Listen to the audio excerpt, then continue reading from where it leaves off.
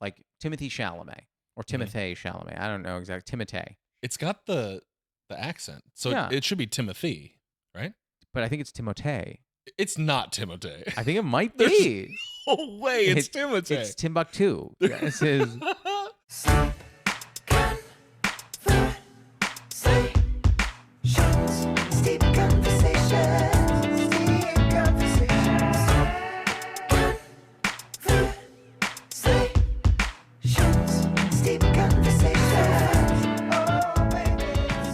But no, after my credit card was declined and she read through, not only did she hit the Salt and Straw charge, she also starts reading some charges that like I don't really remember that I spent, and she's like, I see 2 back-to-back charges at Starbucks. Was one of those fraud? And I said, no, one was coffee, and then I saw a cake pop, and then I went back in and bought it. And she goes, sorry, do you actually make 2 separate purchases? I'm like, yes, I needed the cake pop and I went back in. And she's like, okay, I was just checking, sir. And again, I was like, did you get the cake pop first or second? This is for the record. She's like, this is for the fraud alert. We need to, and I'm just like, I really started to hate myself. And was the cake pop good? We have it listed here as you did like it or no? No, I don't think I've ever liked a cake pop from Starbucks. Is that a hot take? I don't want anything in that little cabinet. In that little cabinet? You know, yeah. I know exactly what you're talking about. Because I'm worried they're going to take it out of there and heat that one up. That's not what I want. I pray not. But have you seen them make it? They just put in a little microwave bag and throw it in a... I don't like the way the food is prepared there. I mean, have you ever been to an Applebee's? That stuff comes right out of a bag. But that I trust more because I don't see it happening. You're just concerned with eating good in the neighborhood. I'm going to tell you else. this. If the buffalo wings at Applebee's, Chili's, whatever, Cheers, I was going to say. You said Cheers? Yeah. Yeah, Cheers, sure. they didn't serve food. Yeah, they just had the place upstairs. Cheers didn't serve food. I don't think. Anywho, if they had it in a glass case and you were looking at it, then I don't think I would want any of it because that's not appetizing. But when you go to like a place, like a diner, like a late night diner, and they have all like the cakes and stuff. Just cakes and pies, though. But will you eat a cake and pie out of a window? Yeah, because those for some reason feel like that's where they're supposed to be. At a Starbucks, I don't think those look like display foods. It doesn't help that a cake pop in itself does look like a display item. I think it's waxy and fondant-y. Oh my God, I do not love fondant. Fondant is the worst tasting thing I've ever had. It's a fondant for me. Do you know what I mean?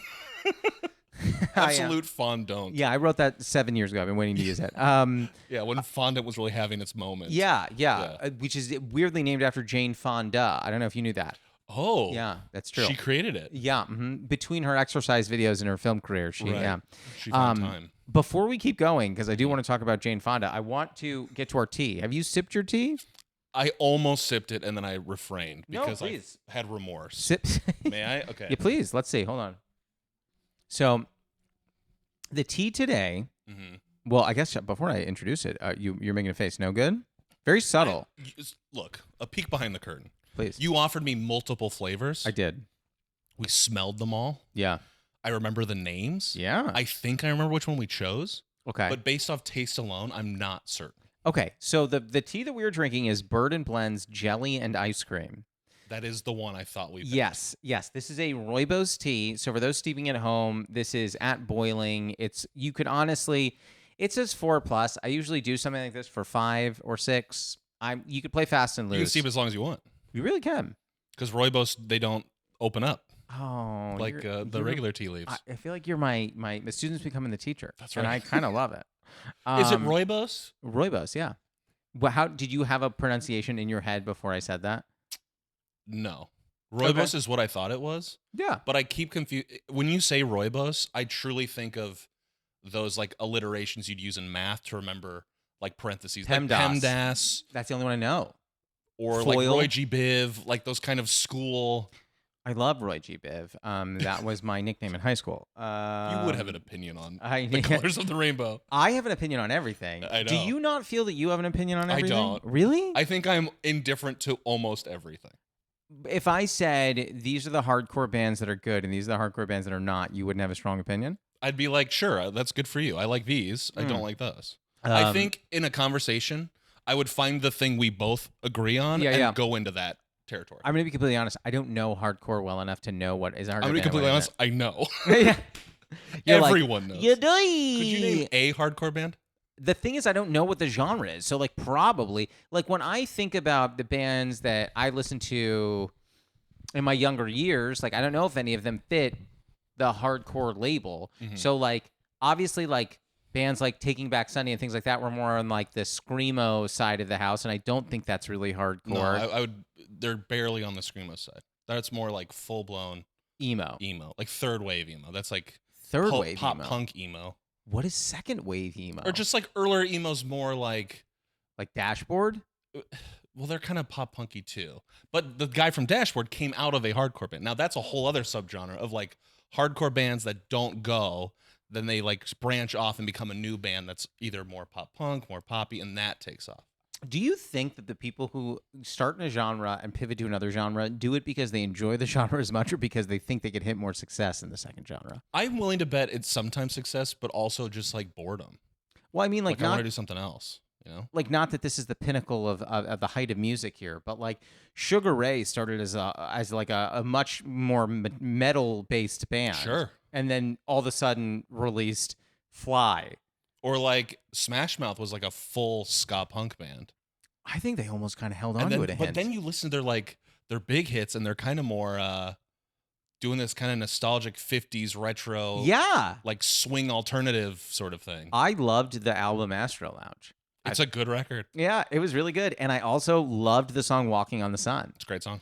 And then unfortunately they made the song All Star, and then everyone was like, who are these guys? You know what I think is so funny about All Star? And we can stop this if you don't want to talk about it. All Star. It's so personal to me that I really don't want you to say anything about it. All Star was not written for necessarily, but it was on the Mystery Men soundtrack. If you remember the film Mystery Men with Ben Stiller, Do I remember? Amongst others. Hank Azaria has an incredible turn in Mystery Men, as does Janine Garofalo. Great film. And William H. Macy. Music video tie-in with All Star, or with Mystery Men and All Star. It's a tie-in music video. I didn't know that. You remember there's the scene where they audition everyone, like audition Absolutely. superheroes? In the music video, it's the band Smash Mouth instead of the Mystery Men. Or maybe they auditioned too. I can't remember exactly. But anyway, remember that awesome limo sequence? Yes. They put them into that sequence. What happened to those kinds of crossovers? So I miss it. I remember there was a Timbaland and Aaliyah song, Pick Yourself Up and Try Again, that had a tie-in with Romeo Must Die, and that was laced through the music video. I think a lot about Ghetto Superstar. Yeah, ODB. Bulworth. From Bulworth, a movie I had no interest in seeing. I still haven't seen. I haven't seen it either. But at 7, I was like, I need to see this movie. That's all I wanted. Remember he was coming out of the guy's mouth in the cover? I didn't understand the cover. I will say, and this is going to date me, it's fine. When I used to go to like video stores, I really picked based on the cover a lot. Absolutely. Yeah. The cover did so much to decide whether I should see this. Like, I'm trying to think of an example of a movie that truly ended up becoming a movie I genuinely enjoy and will watch anytime. Like, if it happens to be on a streaming service and I spot it, I'm like, oh, I got to check this out. The movie Go. Yes. Got me because of the cover. Great cover. Yeah, it's a great cover. I always look at the cover, flip it around, and be like, yeah, that sounds reasonable. Yeah. What's the guy's name that did it? It's his first movie. I wish I could remember the guy's name. Well, it's so funny because with the way I can talk to you about like in a podcast, I'm like, we're probably not going to use this section or that section.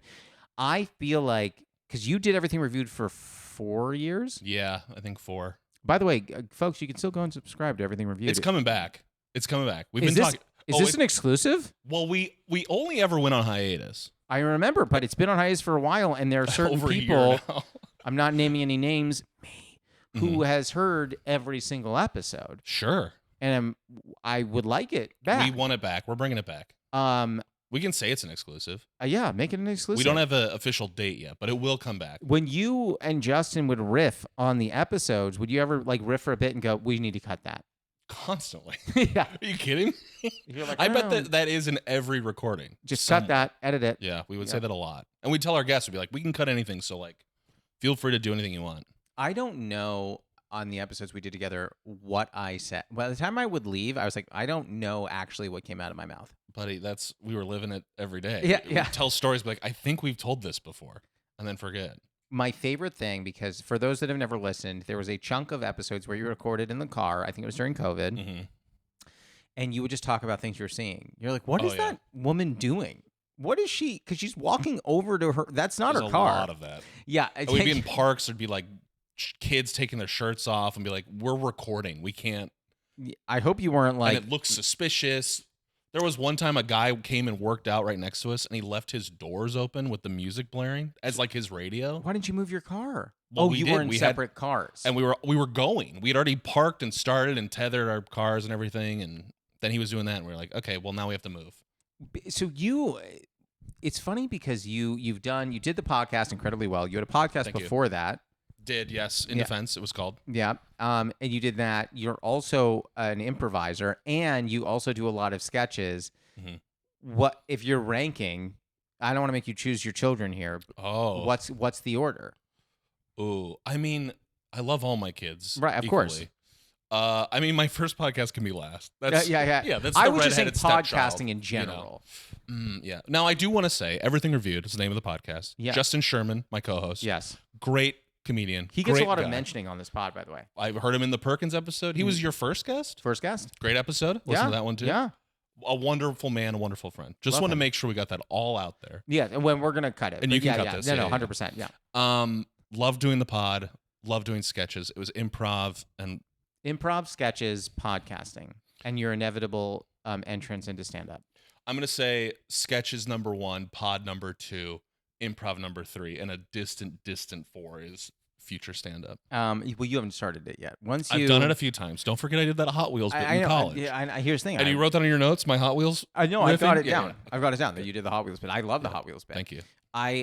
No, because it's I've never felt like someone was better equipped to do stand-up that will not do it more than you. That's insane to me. Why is that insane? Because I don't feel equipped to do it at all. I don't feel equipped to do most of the things that I do in a day-to-day. I was listening to your pod today, and you were saying, like, I don't write material. I don't. You just go up and mess around. I have to. If I was up there with someone messing around, I'd be fine. Yeah, absolutely. But by myself, I'd flounder.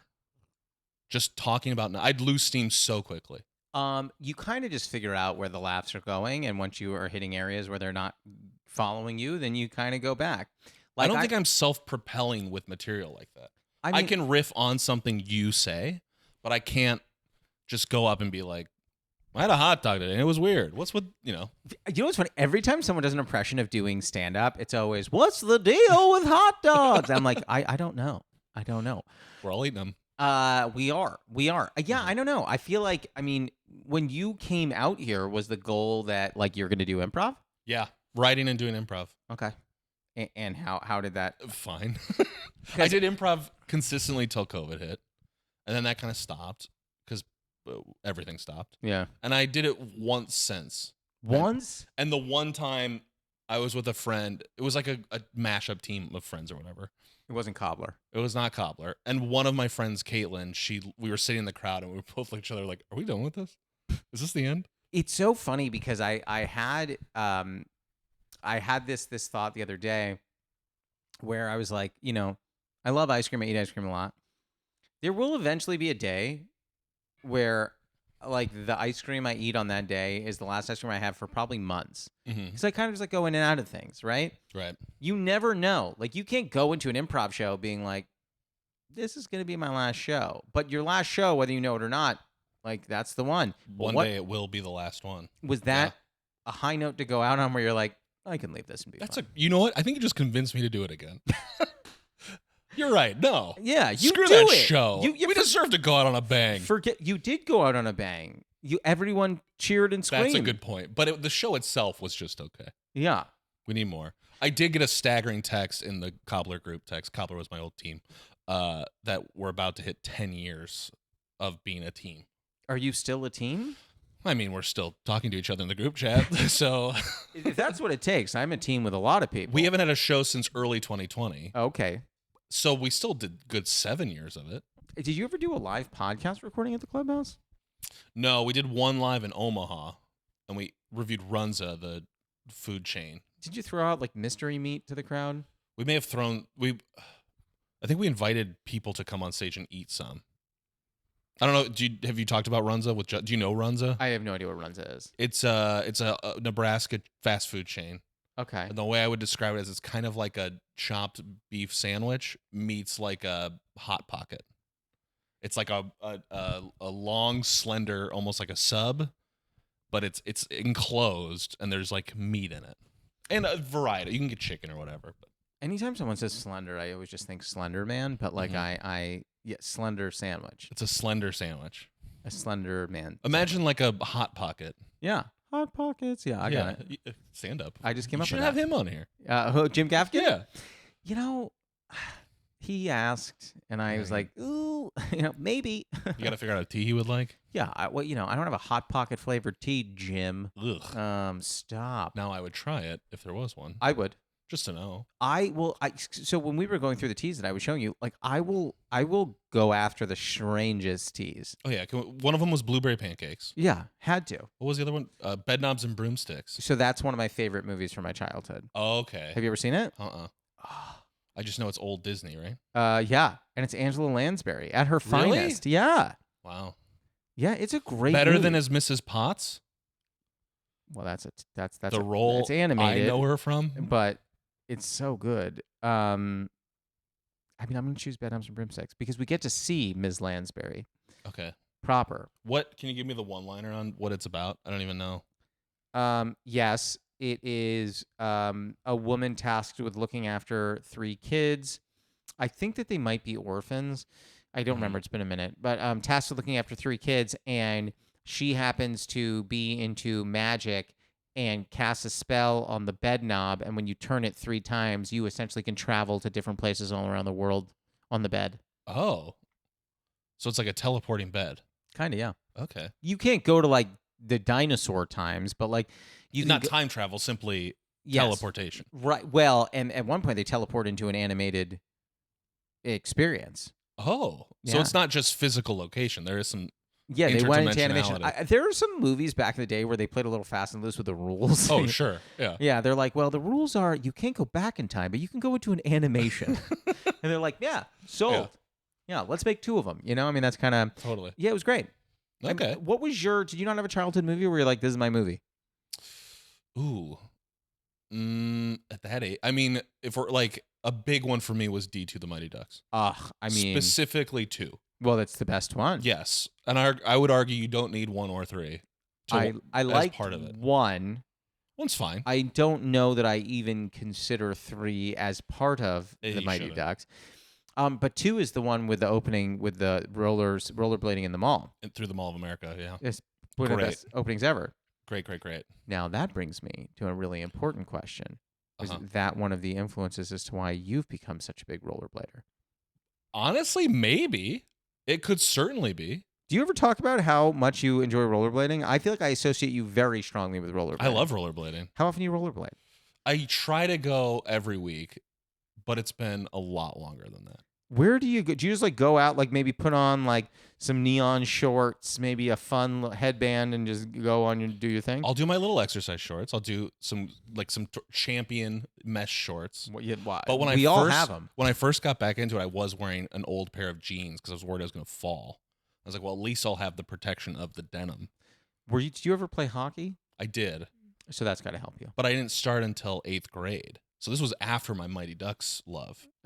So everything traces back to the Mighty Ducks. I was connecting it, but yeah. Yeah, I think that the Mighty Ducks, there's a scene, you may not remember, it was cut, where they had a podcast where they review things. And I feel like this all just it could have used that. Yeah, well, I think it all traces back to your influences. I can't brake on rollerblades. I mean, it's hard. You like lift your kind of the front of your foot up so your heel goes down, but like you don't If do you like a have a hockey brake. stop. I took that break off. You do a hockey stop. I do the T stop. So one foot remains forward, the other one you turn to a 90-degree angle and you drag it.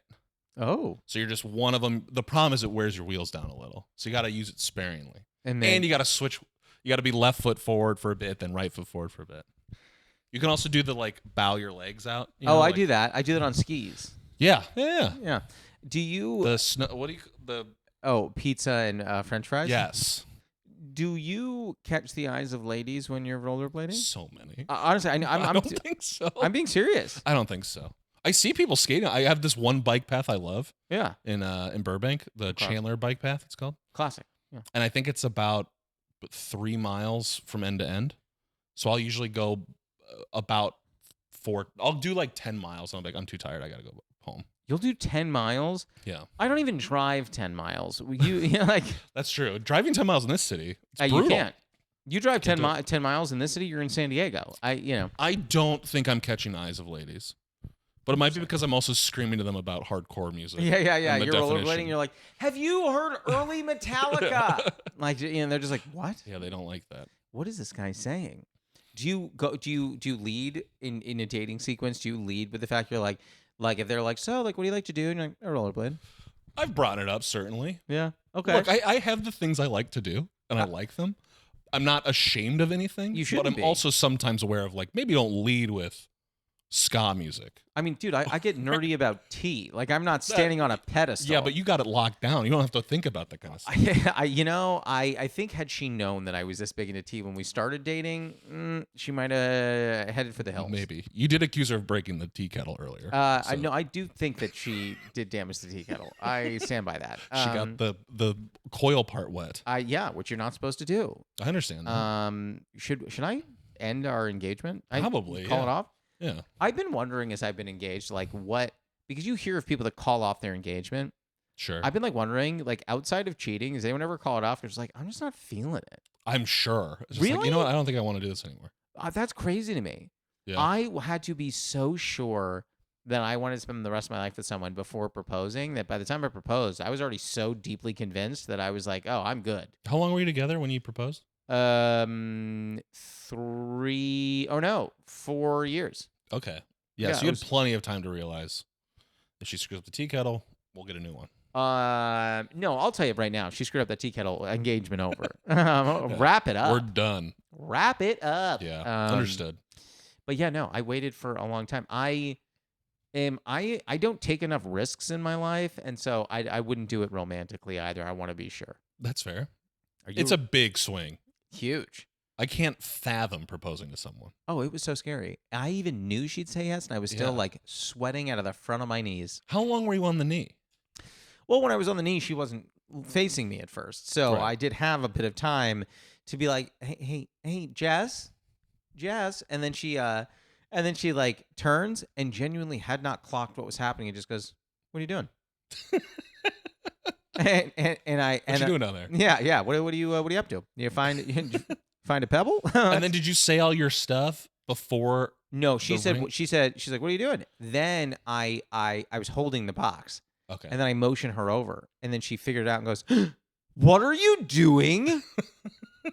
And I was like, "Can you come here, please?" Uh-huh. And then she lost her mind.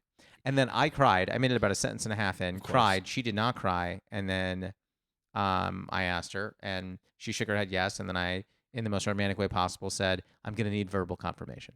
Good. Yeah. As if she was sitting in an exit row. Like, Yeah. I need to hear the word. Do you feel willing and able to assist your fellow Right. passengers? And you are on the road we call life. Yeah, on that road. Yeah. Uh-huh. I mean, where are your emotions in terms of being an emotional person? Like, do you think if or when you propose, you will cry? No question. I will Yeah. cry. I'm I a- cry all the time. I do too. I cry at almost every movie now. What is the last movie you cried at? Oh, I mean, none come to mind. But just anytime it's like doing an emotion, if it's going for emotion, I know what it was. Last week, I was visiting friends for Thanksgiving. Love it. Not to date the episode. No. And we watched Home Alone. And I cried at that moment when he's looking for his mom in the house, and then he goes outside and he sees her. And I cried. When you didn't cry at the part where the man talks about how he's estranged from his son.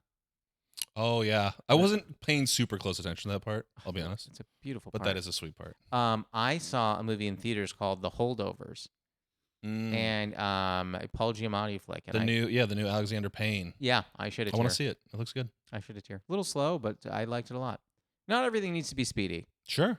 It was a little slow, but I thoroughly enjoyed it. And I'm like, it's weird to think about the movies I've seen recently where it was like I saw Thanksgiving and then I saw The Holdovers. Did either of those make you cry? Well, The Holdovers made me cry. Did Thanksgiving make you cry? No. Okay. Did you see it? Not yet. I do want to. Because you're a big horror movie guy. I do like scary movies, yeah. This is as good a time as any to go to our first segment. Are you ready for the Newly Friend game? I'm so ready for the new My game. boy. Let's go. The first segment is called the Newly Friend Game. It's like the Newlywed Game, but we're friends. And I think if we were married, we'd both just cry all the time. That's true. The way this works is I'm going to ask you a question. You're going to write down your answer. Don't say it out loud. Okay. I'm going to write down what I think your answer is, and then we'll flip the board and see if we got it right. Great. So I know you very well, and I know that you love horror movies. Mm-hmm. So my question for you, and don't answer this, write it down, is what is your favorite horror franchise? Oh. So not favorite movie. What is your favorite horror franchise? There could be two. Well, I'm right. between two. You're betwixt two franchises. Flip your board on 3. 1, 2, 3. Flip. Friday the 13th. You wrote. I wrote Halloween. That's good. What makes you like that franchise so much? The first Halloween is the best movie of all the Halloweens, all the Friday the 13th, all the Nightmare on Elm Streets. I think the first Halloween is the best of all those. Holy crap. Okay. But I will say, all those franchises have stinkers. Halloween has the worst stinkers of all the franchises. I thought people said that Nightmare on Elm Street 2 is the worst. 2 has its merits. 2 people say is like absolute shenanigans. It's crazy. It's also, it's like there's like a whole homosexual element to it too. I know that the LGBTQIA community loves that film. Yeah. It's been interpreted to have like kind of queer coding to it. Do you feel? Did you Absolutely. feel that? I haven't. I seen think if it. you watch, you're like, yeah. What are they doing? if it's not queer coded, why are they showing? Why is the movie being presented this way? I guess. Interesting. Yeah. Okay, so what was the big stinker in the Halloween franchise? Well, I don't want to spoil anything. Oh, just I'll go back and watch them. But like, no. So like the first 3, I think, are good. That's a pretty And good. 3, I don't know if you know, 3 does not have Michael Myers in it at all. It does not take place essentially in that universe at all.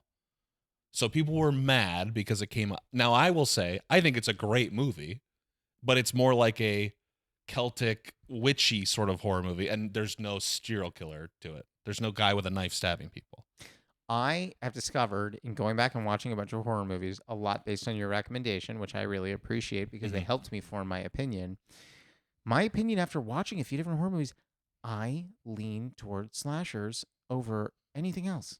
There is something to the tension release kind of ebb and flow musically of like you can feel, oh, there's a kill coming. Oh, here comes and you're like, how are they going to do it? And there, you see someone in the shower, you're like, okay, how are they going to get killed in the shower? Or are they not going to? And there's this very nice expectation that plays with your head of like, are they going to do the thing I'm expecting? Are they going to do something different? Yeah. That's why I hate anytime there's a scene in a movie where it is facing the driver in a car by the side profile. Oh, yeah. Because I'm like, if this doesn't get hit, you just put me through hell. And if it does get hit, what a nightmare. Because you know that they're going to go through and you're going to see the car coming through the window. Is that what you mean? Mm-hmm. Yeah, that drives me crazy. Cannot stand Because there's no reason. A similar thing, and now I go back and it drives me crazy. Anytime a character walks into a street, and you're like, they're going to get hit by a bus. Oh, it drives happens me- so often. I just rewatched Hot Rod, a movie I love. Oh, Hot Rod's great. And there's a gag where he walks into a street slowly. You're like, I know he's going to get hit by a bus. You know what movie I didn't see it coming was Mean Girls. Yes, that is an exception. Because it breaks genre. You'd never think that would happen. Yeah, no. I was watching, I'm trying to remember what movie I was watching. I watched a different movie recently where somebody just gets hit by a bus, and I'm like, what? What is happening? It always annoys me because you just see it a mile away. I saw a movie recently. I mentioned this in the pod already, but I have to say it again. I saw a movie recently called Slaughterhouse. I've seen the trailer for Slaughterhouse. It is the most absurd movie ever, and crazy things like that happen. I don't know if that exactly happens, but crazy things like that happen where I just go, you know what? I'm not even going to try to guess what's going on. Because at this point, at one point, this is not spoiling anything, the sloth logs into a girl's phone, is upset at her Instagram posts that she's been posting, and then steals her keys and drives her car away. A sloth logs into someone's phone? He uses Face ID and points it at the girl, so her face opens the Is phone. she like trapped or She's just sleeping. Oh. Which also I don't think it works. Don't they have like aren't their fingers like entirely nails? Yes. How could it swipe? I don't know. That's my issue with Yeah, the yeah. killer sloth Well, movie. yeah. How do you swipe on the phone? When I was watching it with Jess, she's like, oh, okay. So the sloth is gonna suffocate her with a pillow, and I'm like, sorry. So the sloth driving a car didn't do anything for you. It was the suffocating someone with a pillow, which really Yeah. it drove you crazy. Did they show the sloth start the car? No, they saw it grab Just- its keys and go I into would the love car. to see it like turning the engine on, Well, you adjusting hear, the mirror. you hear the sloth go, "Ugh, the 10 alternator's not turning over. And you're like, what? Wait, so let's finish the newly friend Oh, yeah, game. We'll do sorry. the same question. No, don't apologize. You're great. We'll do the same question for me. What is my favorite horror movie franchise? And I think, unfortunately, for better or worse, I think you now have some hints. Flip a board on 3. 1, 2, 3. Flip. Shh. Oh my, you got it wrong. You wrote Friday the 13th. I wrote Scream. Because you really talked about. We didn't talk about Scream. I intentionally didn't talk about Scream because I knew it was my answer. So you saying your clue was that you did not mention it? No, my clue was like I like slasher movies. Oh yeah. Yeah, and That's a good answer. I love the Scream movies. I was so scared to see them as a kid, and as an adult, I watched them, and I watched every single one. And yeah, there are some ones that are maybe not as fantastic as love what you did with that marker. Thank you. For those that are listening, he put the marker in the pocket of his cardigan. That's right. Loved it. Loved everything about it. It was silly and meta and like winked at you, but it also winked at itself. What a charming! I loved it. I enjoy them a lot. Oh, No. I there's enjoy a them butt lot. coming. No, what I was gonna say was not to name drop. I worked on a little show called Roseanne / The Connors, and got to know. I'm gonna blank on her name. Roseanne Barr. No, who played Laurie her sister? Metcalf. Laurie Metcalf. Okay. And I was like, she was in Scream 2. correct. Yeah. And that's where I was going with this. I was like, okay, cool. Like Roseanne, I never watched it growing up. I didn't really have an affection for the show at all. Yeah. When I realized she was in Scream 2, I did freak out. In I a was good like, way. That's the killer from Scream 2. Spoiler alert. Yeah. I really got excited. I mean, yeah, that's a big spoiler there. We're not going to mute it. The movie's pretty old. Yeah. I hope people have seen Scream 2 by now. Yeah, it was great. It was so funny. Yeah. It never purports to be any more serious than it is. And all the characters are fun. I can watch Wonderful. all of them. They could all have their own movie. Yeah. What were we talking about right before I interrupted? Oh, back to I said, Scream? what would you want? What you came out directing. here to do improv Yeah. and write. Mhm. You've done both of those things. You have a very good eye and understanding because we've done sketches together. You essentially, regardless of whether you want to say that's directing or not, you have a directorial lens through which you look on anything that we're doing. It feels like a very natural step in my head for you to go in that direction. But is that not something you want to do? I think part of it too is just like, thank you, by the way. Of course.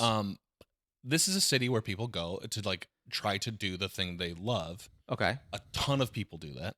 Mm-hmm. And it is that thing of like, there's only so many hours in the day. Like, what am I going to chase the hardest? And there's some stuff where it's like, do I like stand up? Sure. I could do it. But am I going to go hit mics every night? Like the people I know that I think are so good at it, like you and Justin and many others that have been on here. I need it. Yeah.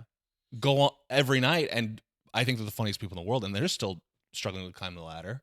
So I'm like, why would I put energy into that thing if I don't even feel I have enough? You know what I mean? Or like No, I acting, get that. I feel that way too. I love to act, Yeah, very good actor. but I don't want. Thank you, but I also don't want to like go on auditions. Yeah, I think about that, but I also often think to myself the phrase like, "Why not me?" Right? Sure. Like when you see someone like Timothy Chalamet or Timothée Chalamet, I don't know exactly. Timothée. I think. Timothée. Is it Timothée? I think so. Yeah. So, and I think he's super duper talented. If Like, it's just Timothy, he should just spell it the normal yeah, way. yeah, I don't think it is. I think it is Um, pronounced Timothy though. But I think it's French. It's got the accent, so Yeah. it should be Timothy, right? But I think it's Timothée. It's not Timothy. I think it might There's be. Oh way, it's Timothy. It's Timbuktu. This is. You're kidding about Timothy. No, I don't think so. You think it is Timothy? I'm not saying I think it is. I'm saying I think there's a very distinct possibility. There's it's a Timothée. non-zero chance that it is Timothy. Correct. Now, Okay. is it like Timon and Pumbaa? No, but like it could be. I want this to be a clip, and I want you to get destroyed. Yeah, because people are like Timotei. How did Daryl Hammond say it? That's how I go. Like, my brain goes to like, have I heard Don Pardo say this name? Well, first off, I think it would have been Daryl and not Right. Don for. But I for- was- yes. for Timotei. But should I just continue with it for the rest of the episode? Timothy. Timotei. Mm-hmm. I think he said it once on Graham Norton, Okay. and he corrected the pronunciation, Mm-hmm. but said, "I don't correct people on it." Okay, that could be. Right. So like I am one of those people who like my last name would be mispronounced by teachers my entire life. So little in terms of the actual mispronunciation. It was Lanzet instead of Lanzette. Right. But I was someone who would be like, "Oh, it's actually Lanzette." Sure. A- Good. you know, and I would do that. But there are people who, if they got close, like if they called you Joey Bergren, which I'm sure All has the time. happened, Yeah. you might be like, I'm just gonna let it go. If it's like, if this is the only time I'm going to hear this, I don't care. But if they're someone you're gonna see a lot, you're like, it's actually Bergren. Yeah. I remember I did like a Pop Warner football in like middle school, Sure. and we'd tape our last names to the front of the helmet. Interesting. So it'd be like, because if it was a practice row, we wouldn't have a number. Oh, Did I we? see. I don't even know, but it did have our last name. Yeah. And I get all sorts of different people yelling my name. But I remember a coach did call me Bergeron. Like Cameron Bergeron Like or Harrison Tom. Bergeron. I don't know. Tom Bergeron is the former America's Funniest Home Videos guy. I believe it's Harrison, but there's a book, a short story. I think it's called Harrison Bergeron, about a society where they equalize everybody. So like if you're good looking, they make you wear something on your face. If you're tall, too tall, they make you wear weights on your, like weighted shoulder pads to make you slouch. Like they do all these things to make a society equal. Interesting. Yeah. I don't Does know. it work? I mean, I don't. The book is not, or the short story is not about whether. Oh, it's a it short works. story. It's Okay. a short story. Yeah. So it implies that this world has already been created this way. Yes. I see. Okay. That That feels like it'd be a hard thing to get off the ground. Yeah. Like, hey, this is what we're gonna do from now on. People are like, no, I'm not wearing these books. They got the Hunger Games premise. I think they're like, all right, so every time someone's gonna fight to the death, and That's a good point. 11 of you are gonna die, and everyone in this society went, yeah, all right, Yeah, all right. yeah, I'll volunteer. Yeah, I would never volunteer to be tribute. I've never seen those. I just know there's the volunteer stuff. Interesting. Those were fun. But so like obviously some of these things we talked about would take up a lot of time. Sure. What's your ideal? What's the dream? You can snap your fingers. The dream has arrived. What is it? I would really like to write for a show. Okay. Not your own show. Or my own show. I guess this is the dream, right? Yeah. How indifferent can you be that when you dream is I want to write for someone else's show? I think truly it's just like the next step is kind of the dream, you know? But honestly, truthfully, what I've always said is like, because people talk about fame or whatever, I just want to be known for the things I want to do. Which are what? Comedy stuff. Okay. Writing, performing, whatever it may be. But I would like to be known as like, I want that to be, if I had a Wikipedia. You want to be the next Key and Peele. Both of them? Well, I figured you and Justin would each take one. That'd be great. I'd love that. Yeah. A sketch show would be amazing. Right. Do it like a Tim Robinson career would be stellar. Tim Robinson is someone whose comedy is the most specific to him of anybody ever. And there are those of us, I think you and I are in this camp, that are like, this is the greatest thing I've ever seen. Absolutely. And there are other people who watch it, because I've seen this happen, where I Yeah. try and show someone a clip where they go, what is happening? And I'm like, I guess it's a kind of if you get it, you get it kind of Yeah. stuff. It is interesting because I've had that same thing too. I'm like, why is this not hitting? But it does hit. There are celebrities that stop him on red carpets to be like, oh my God. Totally. But then there's other people, I've had the same thing showing to people who's like, I don't think this is funny. Or I think it's all the same. And I'm like, I guess there's a world where you could think he's getting angry every time, but he's not. Right. The thing with it too, and maybe it's a little inside baseball or whatever, but like knowing how many layers there are to the joke. Oh yeah. Because I think we're also thinking big picture, like not to navel gaze, but just there is like the further down you dig, the more you're like, oh, they set this up, or this one line implies this. And do you have trouble watching sketches because you write so many of them that you're like, I love watching sketches. Interesting. For that very reason. Because you can, I would think you dissect them so hard, you're like, oh, you're like, I think it's kind of like the horror movie where it's like, I once you see the patterns, you're like, I want to see how closely how close this cover is to the original before it does something like, oh, that's a fun take or that's a unique twist. Interesting. Yeah. I mean, like I once saw a sketch where there were 7 Kevins and no, I'm kidding. For those listening, that is Joey's sketch. I only wrote the music on that one. And by write, I mean I rewrote the theme song. Right. But I just mean you and I consider all of those you and Justin. But that one they did without me for the most part. Oh, okay. Yeah. I consider all I just those. want to take credit for Justin's beautiful brain. I think the two of you, you two are very complementary seasonings. Like we did a sketch, not to hype my a sketch I was in, but we did Bidney Budney, a sketch great sketch where the two of you each bring completely different seasonings to it. Justin is playing that kind of silly, dumb guy. You are bringing one where you seem to have an authority, and yet we soon discover are just as dumb as he is. I like that. Yeah. I think that the two of you have very nice complementary approaches. You know what I mean? We like working together. I'm very lucky to have that guy, and you're phenomenal in that sketch. By the way, but keep going. not just saying, you're really. Everyone should watch it. No, it's great. It's a really, really good sketch. This feels like as good a time as any to go to the lightning round. Are you ready? Yes. This is the lightning round. It's the 5 questions we ask every guest at the end of an episode. They're 5 fast questions. They do not have to be fast answers. And I use an index card because it makes me feel like a late night talk show host. It's a big card too. So that's the thing.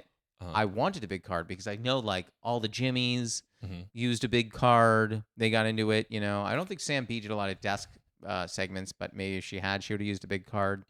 It feels like Johnny Carson, you know, the big card. Can I make a small suggestion? Please. You should print a card with your logo on the back. Oh, yes, we should. We did that for a sketch, Justin and I, and it was not. I thought it would be hard to do that. Yeah. You can just go to a FedEx, Kinko's, and just give them a card. Give them that piece of paper. Give them that card and say, put this logo on it. I was told by multiple people that I should, because our logo is circular and it fits well on a sticker. And someone's like, "How do you not have stickers?" I was like, "I don't know." Make stickers. Yeah, I should make stickers. Yeah, I'll help you if you need. Yeah, with both of those two things, you should make cards. If I gave you a sticker, would you put it on your water bottle? Absolutely. Yes. I'll put it on my car. Me too. Windshield right in front of where exactly where I need to be looking. Yeah. All right. Question 1. What is a favorite ritual of yours? So I love brewing tea. What would be one of yours? I did think about these. Does it have to be a morning ritual? No. Okay. Give me a ritual. I love listening to records. That's I love great to answer. sit down. I guess I'm not sitting yet, but I have the record shelf. It's like underneath. It's on the floor, so I'll sit down and I'll look through all of them. Be like, this is. I'll kind of like pull them out just enough to go. This is what I'm going to listen to tonight. And then I'm really proud of this. I've got this like gallery wall above it, and there's 3 little record shelves. I kind of like hid them in the gallery wall. Okay. So then I can kind of have like a what's on deck. What am I listening to? And I'll usually pull like 3. Okay. Like these are the 3 I'm going to listen to tonight. Is your collection a mix of new and old? Is it more? Yes. Okay. It's a lot of everything. It's a lot of old. A lot of stuff I inherited or found at used stores. Oh. Yeah. What would be an example of like one of your favorites that you have in your collection? Ooh, of all of them? Do you have tons? I don't know how big your collection is. I think I have somewhere between 150 and 200. That's a lot. What is the one that you've pulled recently where you go, this is a gem? I mean, I've got a few. Do you know Mondo? Sounds familiar. They're out of Texas, I think. They do a lot of like film scores and stuff on vinyl. They have the Joes and the Pussycat soundtrack. The new one or the old? It is the soundtrack of the film from the early Rachel 2000s. Lee Cook. Yes. Yeah. Have you seen that film? No. One of my personal favorites. Is that true? I think you would really like it. It is a phenomenal movie. Really? I think you would love it. It is the writer-director duo from Can't Hardly Wait. Which is one of my favorite movies of all time. You will love Josie and the Pussycats. Really? You will love Josie and the Pussycats. Josh, when I say love, I really think you will really, really love that movie. I just love when he's like, Mike threw out my rainforest diorama out the window. It rains here no more. Question 2. What is a running bit you have with a friend or partner that makes you laugh? I have a lot of good bits with my sister. Coley. Shout out. Shout out to Coley. A few years ago, she was out here and she bought new headphones, some Beats. Sure. And we should try them out. And so she had them. I don't remember who was listening to what, but one of us Bluetooth Take Me Out to the Ball Game as like the first song you listen to when you try the new headphones out. And now it's a running bit where we put on Take Me Out to the Ball Game. If we're in the car together, if we're at home, we'll try to get Alexa to play Take Me Out to the Ball Game without anyone hearing it. Do you try and do it to each other? Like if she's like hanging out, you're like, hey, can you come here for a second? And then just boom, you play. We've certainly done that before. Yeah. One of my favorite things to do, and I'm going to Jess could not hate this more, is we have a Sonos soundbar, which I can access from my phone. Right. And sometimes if I'm downstairs and she's up here and she's trying to focus, there was a movie that came out, maybe it was 5 years ago, maybe. It was, oh my God, I'm forgetting the name right now. It wasn't the Ready or Not was the movie. Yeah. So there was a movie that came out 5 years ago, Ready or Not. In there is a song that is called Hide and Seek. where it's like an old-timey song that they play at the end of the movie, and it's creepy. And I will cue that up and play it when she's up here, and she will get so mad. She'll be like, turn this shit off. Does she know immediately? Is it one of those songs where like the second you hear it, you're like, oh, Yep. he's playing the song? There was one time we stopped off. I think I like had to run in and get like one. You ever have where like you buy groceries and you forget the one thing you needed to make the recipe? So we went back and I had to get the thing, and she's like, I'm staying in the car, and I was like, okay. And then while she's staying in the car, I walk out of sight and just start playing the thing, and I just hear Josh, and I'm like, okay. The best part of that one is like you do it and you don't even need to see the results. You're like, I'm doing it, and I can just walk away. And Yep. Oh, absolutely. It's fun so every funny. time. God, that must hit every single time you do It really does. Anywho, question 3. What is a controversial opinion that you have? Oh, this is big. I think this is a big one. This I've told a few friends in confidence. When it comes to dating, Yeah. a big red flag for me Mm-hmm. is if a woman has a dog. Any kind of dog? A dog, period. So not a little yappy dog. Any dog. Tell me more. So one, if you're a single person with a dog, you have to be home a lot to take care of it. That's true. Which means any social interaction will have a clear, like, end of the line, I have to go home, including a spending the night situation. True. And as a person who doesn't have a pet, the couple people I've lightly seen who have a dog, specifically a dog, suddenly I got to go over there all the time. Suddenly, and eventually gets to a point where it's like, well, could you take him out? Could you help me out with it? And it's like, no, I don't want to. I didn't get a dog, you see, and you got the dog. So no, I don't want to take This him is out. your thing. You chose to have this deal. And then if things work out, now you have a dog. I have a dog? Yeah. So, look, I'll give a person a chance if they have a dog. It's certainly not a, like, no-fly zone. But it is a red flag. But it is for sure something I'm conscious of immediately. Now, for you, you're saying if a woman has one, do you think that if a woman is single, she's dating a guy, same thing? Guy having a dog, red flag. Presumably. Mm-hmm. I would certainly understand if they're like, yeah, I don't want to date guys with dogs. I'm like, hell no. I agree. Question 4. Mm-hmm. Have you ever experienced imposter syndrome? And if so, is there a particular moment that sticks with you? This one, what? Define imposter syndrome. Feeling like a fraud, doubting your own abilities, feeling like you've been given an opportunity that you personally don't think you deserve. I always thought it was just that last thing of like, I'm not supposed to be where I am. Well, feeling like a fraud, I think, plays into that. You know what I mean? Like if you wouldn't feel like a fraud if you're sitting on your couch. I mean, maybe you would, but like That's a good point. I would feel like a fraud if if I'm put in a position where I don't think I deserve it, or I don't think I'm prepared for it, or I think other people would be better choices. Yeah. Like, you know, this is one on a minor scale, but like our mutual friend Justin is always like, I think you're going to make it as a comedian, blah, blah, blah. And I'm like, when is he going to realize I suck? You know what I mean? So it's like stuff like that. Sure. You can have them on a micro scale. Yeah. I don't think I have it that much, That's great. to be honest. Like, for example, what you just said with Justin, it's like, because he said similar things to me, or you've said similar things to me. No. These are people I trust. Because I Sure. think the same about you guys. Sure. So it's a thing where, like, at this point, I believe you. Yeah. If my childhood neighbor says, I think you're going places, I'll be like, thank you. And then not really take it to heart, you know? Well, your childhood neighbor would be like, I've got something you use in one of your sketches. Could one of you your ask skits." your dad where the lawnmower is that I lent him? Yeah, yeah. But, yeah, not really, I guess. No. That's a great answer. I don't think. You don't need to. I'm not trying to tell you that you have. I know, it. but it feels like a thing that's bad to not have. Why? I don't know. Yeah, I think you have imposter syndrome about not having imposter syndrome. Maybe that's it. Now we went full circle. I actually think you're right. I think I do have imposter syndrome about having imposter syndrome. But I think we've hit it. Because now I'm like, I should have it and I don't. Yeah, you know how they say if you dig deep enough, you know, you hit the other side of the earth. I think we just did that. Yeah. Um, Our head popped up in Beijing. yeah, sure. If that's what the other side of Which the I'd world like is. to visit. My geography is not good enough to be able to If tell we you. could go through and be there, that'd be great. I genuinely don't know if we drilled for the spot we're in right now and guy came to the other side. I have no clue where we'd be. I don't think it'd be Beijing. I don't know. You hit the core in magma, and we can't. Well, then do yeah, it. and then we're done. Mhm. There's no part of me in this conversation that thought we should try this, but I am. I have had the thought of like, if it was a clean hole, if it was a tube with protective siding through the earth, at some point gravity would pull you back the other way. I think that there's got to be a website you can Google where you put in an intersection, an address, whatever, and it tells you where the opposite point is on the earth. Certainly that exists. It's got to be. Can you like flip longitude and latitude? There's got to be a mathematic way to just be like, oh, just make the negatives positives, and now you're on the other side. Longies and laddies. Yeah, if you just flip the negatives, is it? I genuinely don't know. I don't either. You're touching on a topic. I mean, geography is not for me. Why did I think you would know when I definitely don't know? I certainly don't know. I think of the two of us, it would be you, not me.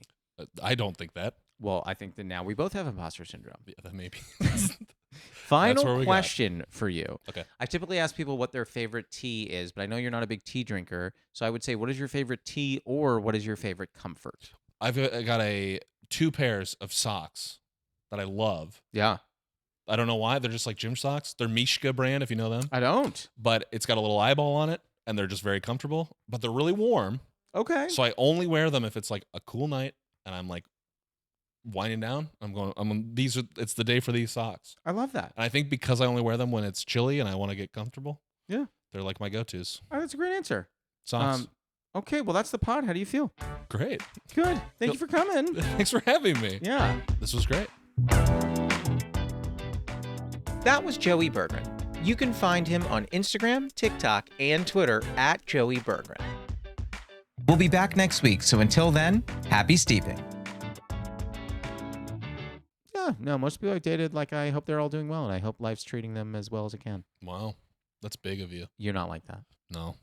I wish them all the best, but... Is there one ex, obviously don't say their name, where you just think about them and you just go, well, I honestly don't hope you're doing. I hope Josh, you're not there's doing great. multiple like that. Fair I mean, enough. look, I hope they find their own happiness. Oh, I thought there might be someone where you go, I hope you don't find happiness. I probably don't think that. I think I want everyone to be happy. Oh, I don't. Just be happy separately of me.